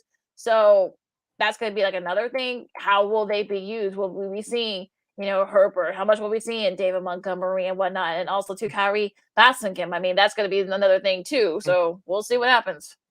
And also too, before we move on the defensive side, Jalen Johnson is one of the best young defensive backs in the game. But who's going to start next to him at corner? Is it Kendall Villar? Is it one of the other draft picks? And who's going to be one of those two rookie safeties that's going to step up and help out Eddie Jackson? I believe this is a big year for Eddie Jackson. That secondary, you still have two stud names there, but who's going to fill in those spots is going to be another major question that I'm going to pay attention to. Yeah, but the 4-3-2, so I think that's going to be interesting. I know Armando said that Massimo's got hands and speed, but yeah, I mean, but will he have the protection to kind of get there to use that speed? That's going to be another thing. So all this sort of contingent on the O line. So we'll see what happens there. You're listening to Second City Sports on Sports Zone Chicago. Sydney Brown and Lakeena McGee. Let's get this out the way, Sid, because I don't want to get too deep into this, but apparently Kyler Murray, the good news is he got his deal. We talked about it on Monday. $230 million, about 100, 50, like 80 of it's guaranteed and such.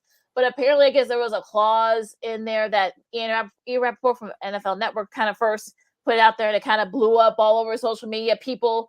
I saw a couple of talk shows were talking about it. Apparently, he has to allegedly he has to put like 4 hours of prep and training and study a day.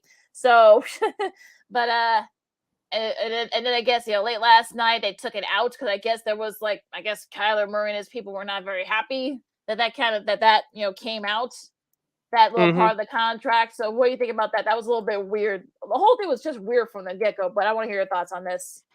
I'm gonna quote the guy that I was listening to for the last couple of days, Rodney Peete, the former NFL quarterback. Of course, he does a sports talk radio show in Los Angeles. He says that he thinks that Kyler Murray's people put that out there because Kyler Murray was looking for that fresh casual, which he eventually got. But the questions about him, him and his camp didn't like being injury prone, which is true. Throughout his career during the last parts of each of his first 3 years in the league. And number two, he got bad press for scrubbing of all his Arizona Cardinals pictures off of social media. So he believed that his camp put that out there just to get back at the Cardinals front office. I see where he was going with that, but when they come back to you that you look foolish instead of management at the end, I'm just asking. Well, it's sort of one of those things where the independent study clause, what they're talking about, and I heard, now again, this is all alleged, so don't shoot the messenger, but apparently there was actually questions about his work ethic when he was at Oklahoma. There were some questions about that. I know Lincoln Riley, his former coach, of course, now at USC, he had to kind of come out and kind of defend it. So this has been kind of following him for years. So, and now with him being injury prone and such, so it could be I think both sides look pretty bad in this. So they could have just sort of went under the table and such. So again, I think 4 hours of independent study. I mean, I know everyone was making fun of it, but this is sort of one of those days where it just kind of it kind of went haywire. I think someone put it out there, and I guess people got pissed, and his camp got pissed, and the Cardinals had to take it out and whatnot. So it was just a little bit. The whole thing was just so silly and nutty. But like I said, I didn't want to go too deep into it because people were talking about it. Yeah, I'm with you. Yeah, it's just silly at the end of the day after all this. It's just at the end of the day. But go ahead. Yeah, we'll just wrap it up by our buddy Armando once again via the YouTube. The last game Murray played made him look like Bob Affolini. Going back in the way back machine, Armando, just before we were kids. Yeah. Yeah, of course, Arizona's last game was that wild card game on MLK Day when they lost to the now divisional champion of Los Angeles Rams. And he has a follow-up comment via the YouTube stream. I think the Cardinals do not want a Jamarcus Russell. No one does. Anybody, yeah, but I think, but that's sort of that was kind of the same thing too. His work ethic was being put in question too. That's why he didn't last very long in the league. So I think exactly I could see why the Cardinals did what they did, but I think the way they did it might have been a little bit much. But again, Murray kind of bought on himself, scrubbing social media and such. So I'm sure. I'm sure if they win, they end up being tops in the NFC West, which they could. They've made some moves during the offseason. We'll get into it when we do our divisional previews in the coming next few weeks. But this will all be just laugh at this point. It'll just be it'll just laugh at it. Very well said. You're listening to Second City Sports, the Friday edition. We're live and in living color right here on Sports Zone Chicago. Sid and Lakeena here with you, talking the National Football League as training camps open up. Lakeena, Tom Brady entering the last year of that 3-year deal in Tampa Bay. His offensive line is going to see some changes, and we're starting to see it right now. There was a major injury in their practice earlier today. Yeah, Ryan Jensen, their Pro Bowl center, suffered what's being called a significant knee injury. So he's going to be done for nothing really official yet, but they're saying that it could be maybe at least 8 or 9 weeks. Todd Bowles, new head coach there, it says he'll miss some time. Now, no one's really saying, no one's really said anything specific. So I don't know, but this could be a little bit of a hole for Brady, especially since Jensen was kind of like that guy that kind of kept him upright last year. So yeah, what do you think? This is big. This is big injury news for the Bucks. Yes, here's the thing with the offensive line: the center, along with the left tackle, the left tackle of your right-handed quarterback. That protects the quarterback's blind side. The center is important for offensive line because they give out the signals. Unless a quarterback like Tom Brady, who's seen everything throughout his 20+ years in the league, the center calls the signals. He changes the protection, lets the quarterback know what's coming, what's not coming, and things along that line. As we talked about, Lakeena, when Tom Brady went to Tampa Bay a couple of years ago, that offensive line has to be like a stone wall. And so far, Tom Brady has been protected pretty much very well during his 2+ years there. So this is a huge injury, not only in the passing game, but it's going to be big in the running game as well. Leonard Fournette is 90 in shape. He's over 260 pounds. Hopefully he's losing the weight as we speak. But that running game, which was not good in 2020, they got away with it, winning the Super Bowl that year. Last year, they started off doing well running the football, but they struggled again running the football down the stretch, including the playoffs. This is not good news for that Tampa offense. I know they picked up Julio Jones, but this is going to be huge for Tampa Bay. Can they overcome it? Yes, but I don't think it's going to be easy as they thought they think it's going to be. Yeah, Jason Line, I'm sure, is already calling, folks, who are out there, and this might be could they be again Jason Peters? I don't know, but that's definitely something to look out for if you're the Bucks, because yeah, I mean you need somebody, especially look, Brady's over 40 now. You're gonna need somebody to kind of keep him upright and such. So hopefully. I don't doubt that they'll figure it out, but it's going to take a minute for them to figure it out. But I'm sure they will. Chase Young from the Washington Commanders, still recovering from the ACL in surgery. And the word is that he might miss a couple of games. So if you're the Commanders, you want to kind of try and perhaps maybe get your top star back. And whatnot. He suffered the injury on November 14th. And I think he had surgery, I think about a month later, but now he's not there yet. So it'll be interesting to see what happens there. I think they had to do not a complete reconstruction, but they had to really had to reconstruct that left knee of his. Yeah, Washington had one of the top 10 defenses in the league a couple of years ago. Of course, that all changed with Mr. Young's injury last year. And so this is a big year for Washington. As you said, we'll get more deep into them as we do our divisional previews coming up next month. But this is a big year for Washington and for head coach Ron Rivera, because if they don't get to the playoffs, at least he could be looking for a pink slip and a link card. But they picked up Carson Wentz in the offseason. They had the contract issues with star receiver Terry McLaurin. Their defense, when healthy, is good. So this is not a good start right now. But as we always say, this is still a long way to go. Yeah. Yeah, like I said, I mean, hopefully he'll be back, by within that first few weeks, so that way they can kind of, because they're really going to need the help. But I know a lot of people are expecting something, some things from the Commanders this year. So we'll see what happens there. What else caught your eye so far? No one's played preseason games yet, but what's some of the other affiliates that's caught your eye so far? Boy, Broncos fans lusting all over Russell Wilson.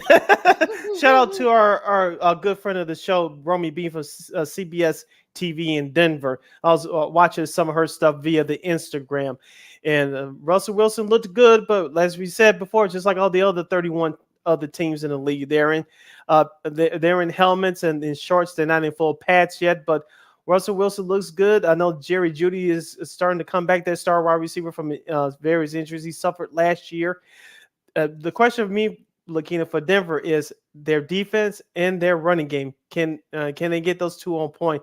In the offensive line, they're going to have to protect Russell Wilson. We all know he's one of the best mobile quarterbacks in the league. He could throw on the run, but age is starting to creep up on him a little bit. And, he complained about the offensive line in Seattle the last couple of years. That's why he's out.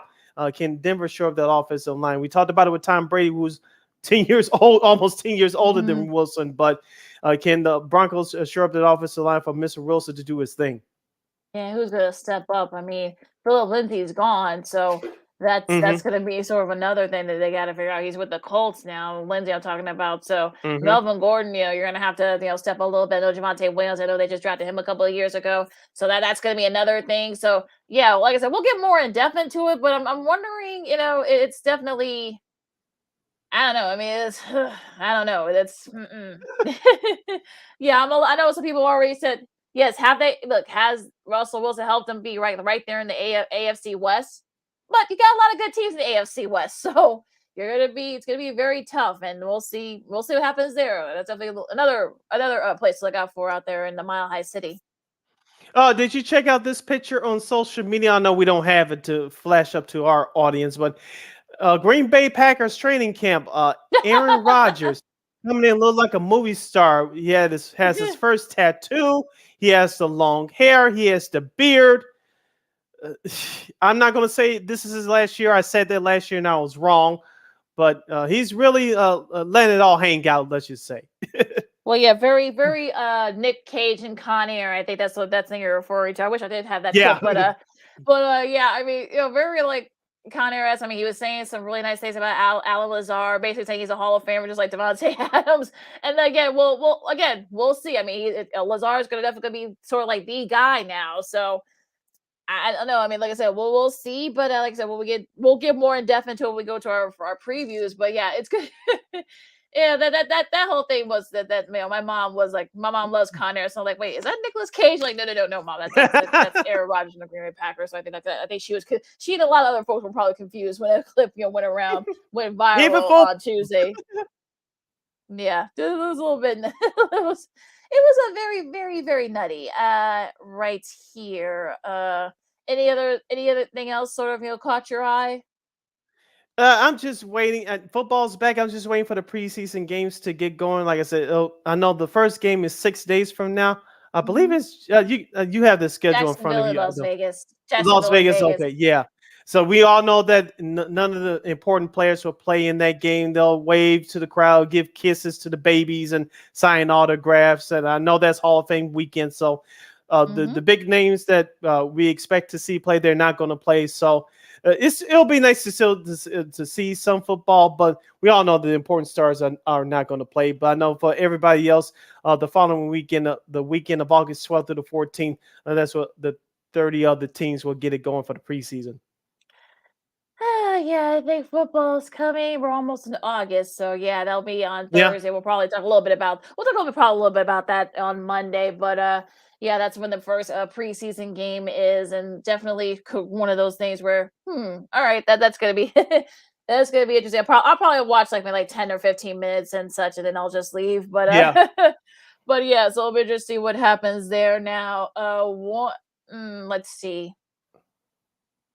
One more thing before we go to break, a retirement announcement.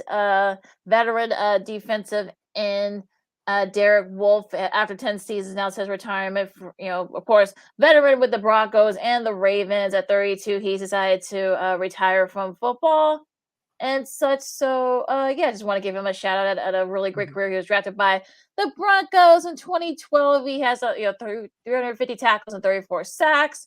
But unfortunately, of course, health and such, injuries and whatnot. That's what that made him call it a career. Yep. So congratulations. Hopefully, congratulations to him on a lengthy career. I know most of these young players are thinking about their futures with the CTE and other stuff going on. So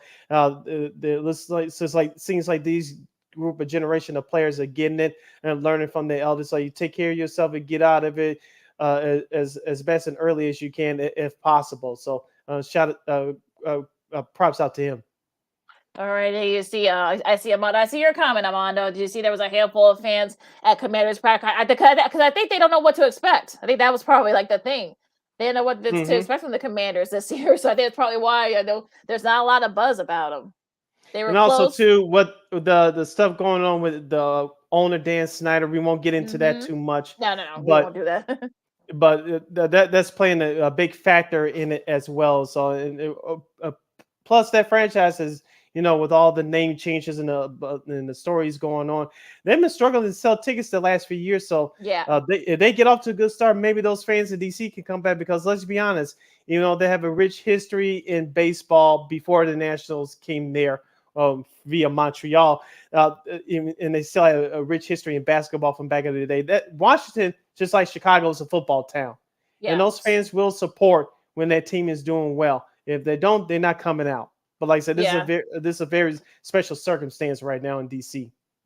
Yeah, there are definitely various reasons why that's only a handful Mhm. of fans there. I saw that clip. I'm like, yeah, I think Commanders fans are kind of in the middle of it for other reasons. Maybe not just not really like not really just on the field either. We'll just like I said, we'll just leave it at that. Mhm. But we're gonna take a really quick break. We're gonna talk more. I know Sid's got some lists and Mhm. also too some sports media news. Jason Benetti to Fox is official, and a veteran quarterback is trading in the pads for a microphone. We'll tell you who that is. Coming up next, Lakeena McGee, Sydney Brown. There you go. No, this way.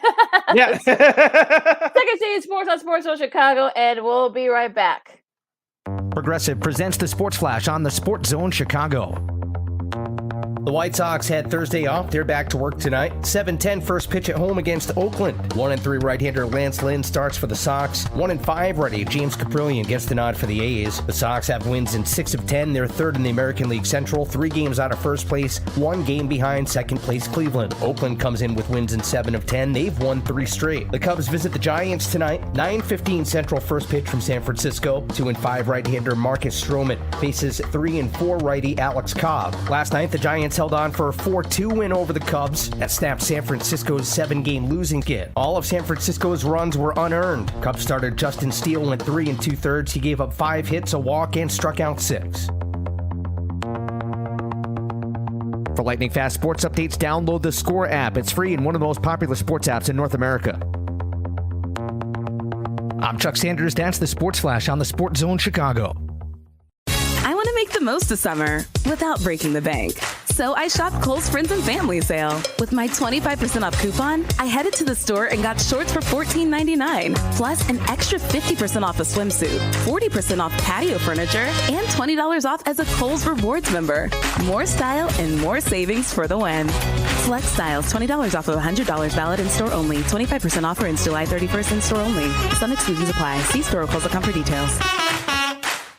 This is a Reese's Peanut Butter Cup sound experiment. We're looking to find the perfect way to hear Reese's so you'll buy more of them. Here we go.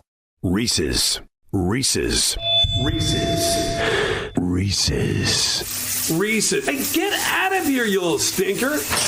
Reese's. Reese's. Reese's. Peanut Butter Cups. That breathy one sounded very creepy, am I right?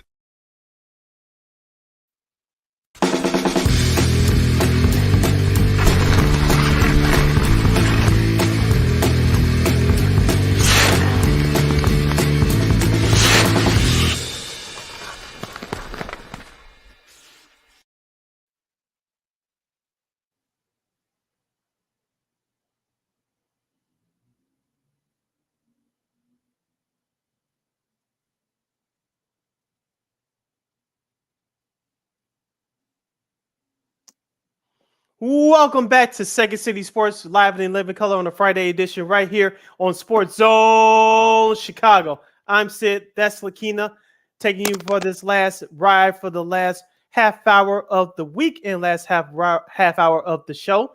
You can get at yours truly on the Twitter and the IG at SidKid80. Once again, it's SidKid80. That's SIDKID80. SIDKID80. You can follow me at Keena McGee on the Twitter and at Keena_McGee on the IG. And don't forget, Sports Zone Chicago, you can access us 24 hours a day, 365 days a year, 7 days a week on Roku TV.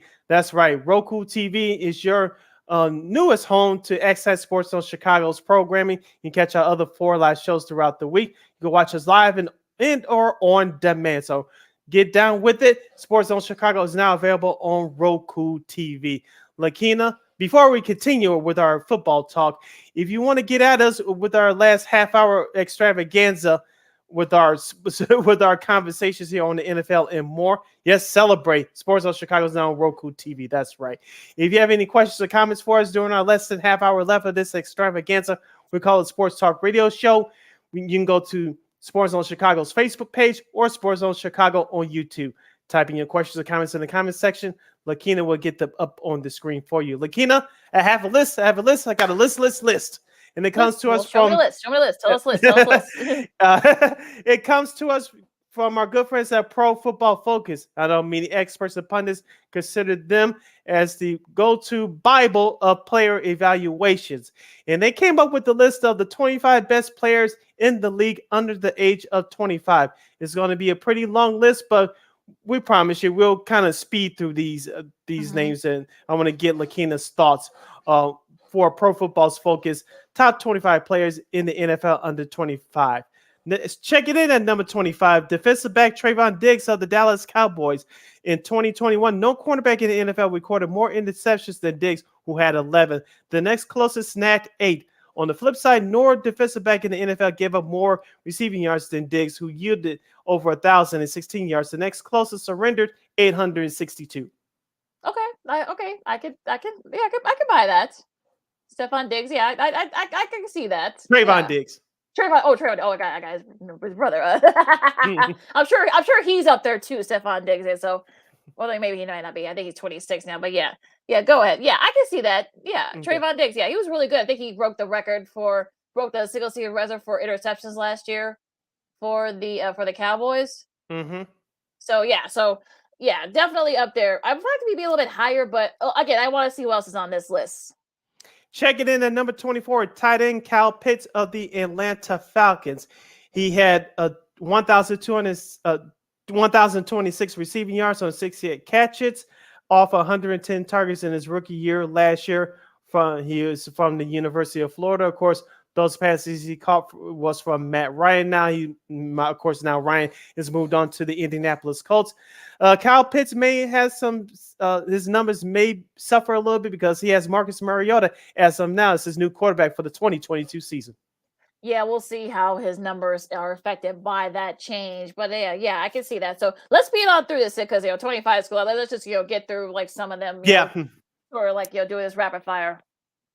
Yeah, number 23 linebacker Devin White of Tampa Bay. You saw what he did a couple years ago in that Super Bowl performance against Kansas City. Okay. Number 20. Go ahead. No. Yeah, number 22 defensive lineman Quentin Williams of the New York Jets. I know they're expected to have a big year. I have questions about that, but we'll get into that more later. Number 21 quarterback Trevor Lawrence of Jacksonville. I expect him to have a good year. He has a respectable head coach in Doug Peterson. I expect big things from those two. So Trevor Lawrence checks in at number 21. And at number 20, Patrick Surtain II of the Denver Broncos. Yeah, definitely. Yeah, I think, probably one of, I guess, the bright spots for the Broncos as well. I think Surtain and such. So, yeah, definitely. Yeah, I can see that. Keep going. Okay, continue with our list from Pro Football's Focus, top 25 players under the age of 25 in the NFL. We'll go through 19 through 15. Check it in at number 19, wide receiver T. Higgins from the Cincinnati Bengals. Number 18, safety Antoine Winfield Jr. from Tampa Bay. Okay. Number 17, wide receiver CD Lamb, expected to take over that number 1 spot now with the departure of Amari Cooper from the Dallas Cowboys. And number 16, center Creed Humphrey from the Kansas City Chiefs. Definitely helping protect Pat Mahomes' blind side, Yes. Humphrey. So yeah, whatever helps. Yep. Like I said, CD Lamb, real quickly, I think CD Lamb could have a big year. Like I said, it's a lot is expected of him. And now with Amari Cooper gone, you saw the potential of him last year. I expect a big year from CD Lamb. Hopefully Dak Prescott can stay healthy for a second straight year like he did last year. So we'll see what happens. Continuing with the list 15 through 10. Check it in at number 15, edge rusher Brian Burns from the Carolina Panthers. You all know they picked up a new quarterback named Baker Mayfield, and Carolina's defense is still in transition. Number 14, offensive tackle was Sean Slater from the Los Angeles Chargers. The Chargers offense should be better this year than they were last year. They were good last year, but they should be even better this year with third-year quarterback Justin Herbert at the helm. Number 13, edge rusher Chase Young for the Washington Commanders. As Lakeena mentioned in our last segment, he's going to miss at least the first few weeks of the regular season, still recovering from that torn ACL injury from a year ago. At number 12, edge rusher Max Crosby from the Las Vegas Raiders. He really came on last year. I really like him a lot. The Raiders really picked up a stud there. And at number 11, edge rusher Rashawn Gary from the Green Bay Packers. They're going to need him now more than ever this upcoming season. Yeah, definitely to kind of shore up that defense. Yeah, okay. I like the list so far. So far, so good. All right, now we get into the top 10 according to Pro Football Focus. This is now their top 10 list of the 25 best players in the NFL. Check it in at number 10. The Bears had a chance to get him, but they don't have enough to get him. Wide receiver DK Metcalf of the Seattle Seahawks. Just got fresh paper, DK Metcalf. Yes. A 3-year, $72 million extension. So he officially signed it early this morning. Of course, of course, Pete Carroll had his arm around him. They gave him a nice little hug. Of course, he's now becoming famous for the Nestle Quick commercial. You guys seen those Nestle Quick commercials recently with the bunny? But yeah, okay, figured to be a little bit higher, but. At number 9, defensive back A.J. Terrell of the Atlanta Falcons. Terrell earned the highest coverage grade of any cornerback in the NFL last season at 90.1. He allowed just 29 catches for 200 yards all year and surrendered a lead low 47.5% passer rating into his coverage. Okay. Number 8, defensive lineman Jeffrey Simmons of the Tennessee Titans. Really like him. I really like him. They definitely picked up someone there. Yep. At number 7, now second-year wide receiver Jamar Chase from the Cincinnati Bengals. We all know what he did last year as a rookie, helping that Bengals franchise reach the Super Bowl. We expect big things out of this young man from LSU. And at number 6, linebacker Micah Parsons from the Dallas Cowboys. We were raving about him last year, Lakeena, and he definitely made an impact on the defense that was struggling in 2020. Micah Parsons definitely turned that defense around for the Cowboys last year in 2021. Yeah, definitely. I figured it'd be a little bit higher, but I want to see who else is ahead of him. All right, here's down the stretch they come. Here's the top 5 players under 25 in the National Football League according to Pro Football Focus. Check it in at number 5, wide receiver, the Giddy Man, Justin Jefferson of the Minnesota Vikings. Giddy up. We'll see how they do in a new offense with a new offensive-minded head coach. So we'll see. He should be able to shine.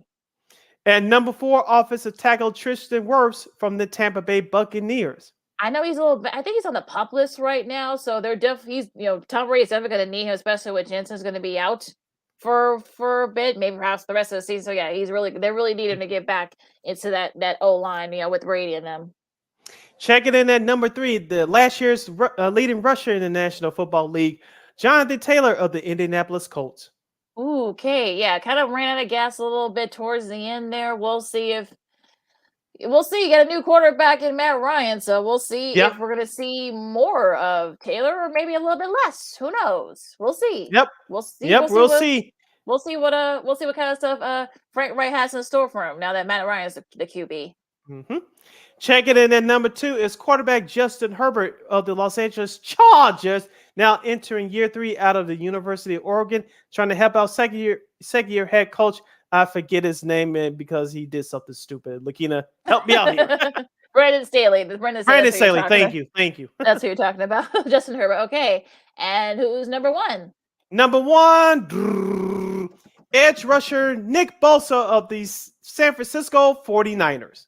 If he stays healthy, he's probably one of the best defensive ends in the league. So we'll see, especially now that it's Trae Young's team now. I think they know it's going to be more on the defense. So we'll see. I mean, look, that defense is actually pretty good, but he's going to be kind of like the leader there now. Yep. So that's your top 25 list of the top 25 players under 25 in the National Football League, according to Pro Football Focus. Yeah. Okay. I can get behind that list. That's a couple guys I figure would be a little bit higher, but yeah, I don't have no issue with it. It's fine.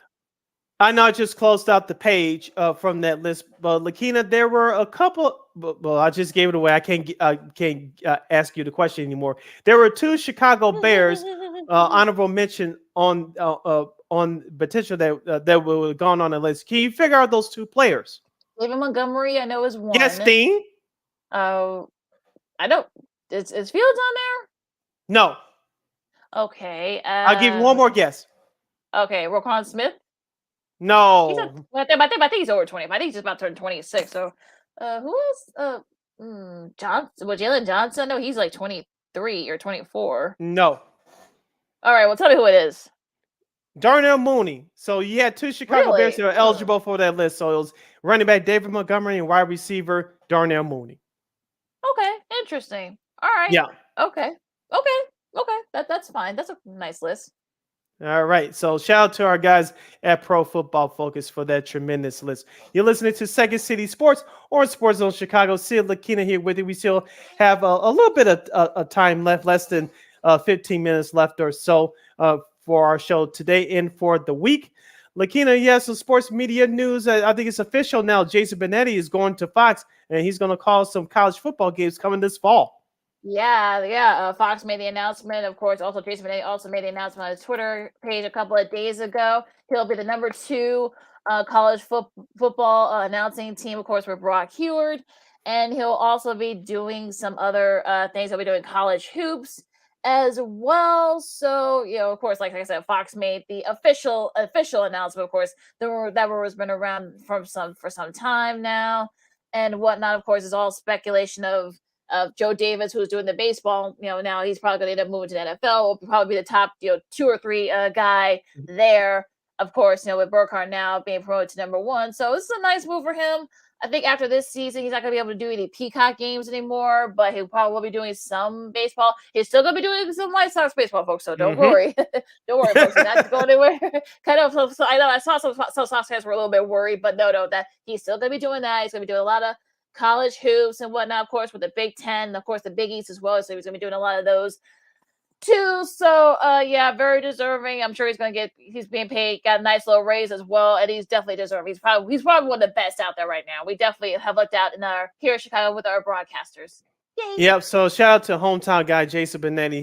He's on the rise, and he's going to continue to get better as he gets more profile gigs. So don't be surprised in a couple years he may call some NFL games as well. So be on the lookout for that. That's just my prediction. And so congratulations to Jason Benetti once again. And speaking of the NFL, Lakeena, I did read this yesterday. As Fox, all these networks are starting to form the NFL broadcasting teams for this upcoming season. One bit of piece of news did slip out about Joe Davis, who's the TV announcer for the Dodgers during the regular season. Looks like Joe Davis may be the number 2 guy next to, I've been claiming for this for the last couple of years, Daryl Moose Johnston. Yeah, I can definitely see that. And of course, also a hometown kid. Well, he actually is just outside Chicago. Joe Davis grew up, but yeah, his star is definitely on the rise as well. Of course, he does Dodger baseball and such. Of course, he's the number 1 guy for baseball this year. Of course, with Joe Buck, going to ESPN for Monday Night Football. But yeah, I think we're definitely seeing some things take shape. They may be seeing a few other shifts in some folks and such. So yeah, good for Joe Davis. I mean, look. He's great at every sport he does too. So I have no doubt he and Moose are going to have a great tandem. And I'm glad that Moose is finally getting his due again, because I think he's probably one of the most underrated analysts. I think NFL analysts, or all game analysts in general, in all of sports. So I'm glad that he's finally getting his flowers too. Yeah, because remember when he first started, I know he did CBS for a year. Then when he moved over to Fox, he did the games with Dick Stockton and Kenny Albert for a long time. I know he worked with Chris Myers for the last few years, being bumped down. But being back up to the number 2 crew, this is well to do for Mr. Johnston. Well overdue. And I got to pay off another tease too, Sid. That veteran NFL QB that's going to be trading in his pads for a microphone this year. Veteran Brock Osweiler, of course, won the Super Bowl with Denver. He made his debut doing college football on College Football Live a couple of days ago. He's going to be doing some game analysts with Anish Shroff and Taylor McGregor. Of course, we mentioned earlier, she, of course, does a great job and Marquee Network doing their dugout line or sideline reporting there, but she also does college football. Yeah, so she does, but she also does college football as well. And Brock Osweiler will now be a part of that team. So I heard him a little bit, on College Football Live. He's really good. Went to Arizona State, of course. Was a standout there. He's played 7 years in the league. Retired. Now has a Super Bowl with the Broncos. Of course, that was when Peyton Manning, of course, Von Miller was MVP for that Super Bowl a few years ago.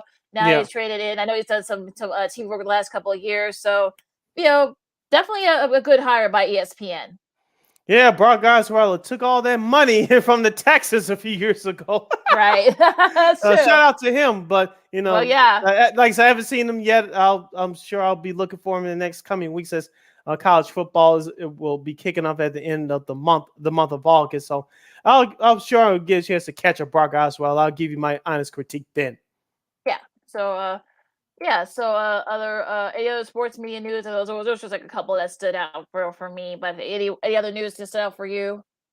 Oh yes, Spike Lee is working on a film series featuring the 1990s New York Knicks. Of course, another hometown guy. Hopefully, we can get him on the program down the road. Chris Herring, the author of the book of the New York Knicks, the book that that came out a few months ago. Uh, Spike Lee made it official, I believe, on his Twitter page the other day. He's going to make a movie about that. Hopefully, me personally, whether it's going to be a Last Dance version or a motion picture, that remains to be seen. But me personally, uh, I hope it's a Last Dance type thing. I know people in New York herald that team because those are the last great teams that challenged for an NBA title. Of course, they ran up to Michael Jordan's Bulls, and that pretty much sealed their fate there. But those 90s Knicks teams, they had the late Anthony Mason, Patrick Ewing, John Starks, of course, Charles Oakley, who was traded for Bill Cartwright in the summer of '88, that kind of formed their team. But if they're gonna do it Last Dance type style, I hope they do it like they did with the quote unquote Michael Jordan story in Last Dance. Take it back to the beginning. I know the Knicks haven't won a playoff series since a playoff title since 1973. But I hope they take it back to the beginning, with the famous bent envelope that got Patrick Ewing in their first year of that draft lottery. Of course, they got to talk about the Rick Pitino years, and then they had to talk about how they got Pat Riley from NBC after Right. 1991 to help coach that team, because people didn't expect what Riley was going to do, because he came from the Showtime era of the Lakers when it was running gun. He looked at that roster and said, they got to be tough. And that's what they turned out to. And I definitely want to see however it's going to be portrayed. What's the behind the scenes stories, especially during the NBA Finals in '94 against the Rockets. It'll be interesting to see how really deep they get into it, because I'm sure Yeah. there's a whole lot of frustrations and such. They had their chances, multiple times during that era, even when, Michael was away from the game, I'll say that. So they had a Hmm. couple of chances there as well. So it'll be interesting to see how far, like how really, really deep they get into this, because I know that it will be great to see John Stark's comments about that era, Charles Oakley as well. So that's gonna be very interesting, I think. And also, too, I want to see if they get into that relationship between head coach Pat Riley and Anthony Mason. Uh, we all know how that ended, of course, Hmm. before the 96-97 season. Anthony Mason was traded in exchange for Larry Johnson following that year. I know Pat Riley left first, but after Right. '96, Anthony Mason was traded to the Charlotte Hornets in exchange for Larry Johnson. Of course, that year they got Allen Houston too from the Detroit Pistons, and Hmm. people thought that team was going to knock the Bulls out that year. But of course, that Miami Heat had something to say about that, Hmm. and so did PJ Brown and Charlie Ward in Game 5 of that series. Right. Yeah, that was all.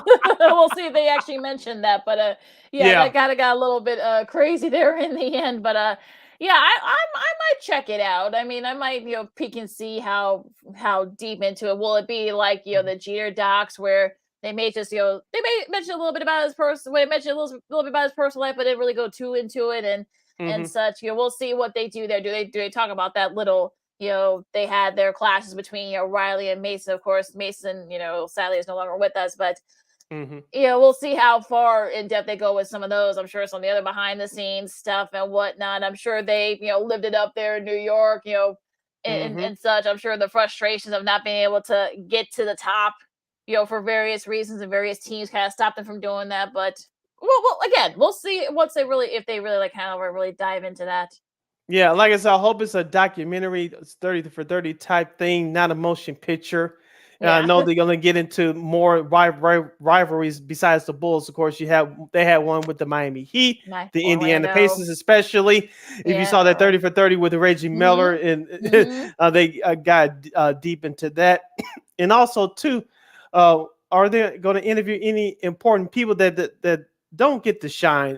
What made those Knicks teams so great in the '90s? Yeah, yeah, yeah, we'll see. Yeah, it's definitely in the next year, I think. So yeah, like I said, it's gonna be very interesting. Like I said, we'll see if they get really, really in depth. Remember Orlando too. I think Orlando stopped them from going there as well. So they went to the top as well. Yeah, They Shaq will was get there at the their digs time. in. Yeah, Well, yeah. of course. Yeah. Oh, yeah, they probably will, Armando. You might be right about that. They probably might get their little digs in at the Bulls. Spike. You know they will. They probably will. He gave my Knicks a double nickel. Yeah. That'll be interesting though there too as well. Also, to some news that came across the wires earlier this morning. It looks like Charles Barkley will not be going to the Live Tour after all. He has ended. This is according to Andrew Marchand from the Post, New York Post. He is, apparently Barkley told Greg Norman, who runs the Live Tour, and also to the Live Tour officials, that he wished the guys nothing but the best. But in his best interest, he'll be fair to Turner and go back to his commitment to basketball, doing the studio work inside the NBA for Turner and such. So I'm thinking this is probably one of those cases where I'm sure Turner probably told him that you go there, we're not gonna pay you, we're gonna let you out your contract, bye, see ya. And I'm sure, look, the one thing you can say a lot of things about Charles Barkley. Stupid isn't one of them. He's not going to do anything stupid. Exactly. And that was the first thoughts that I had as well as soon as I saw that headline this morning.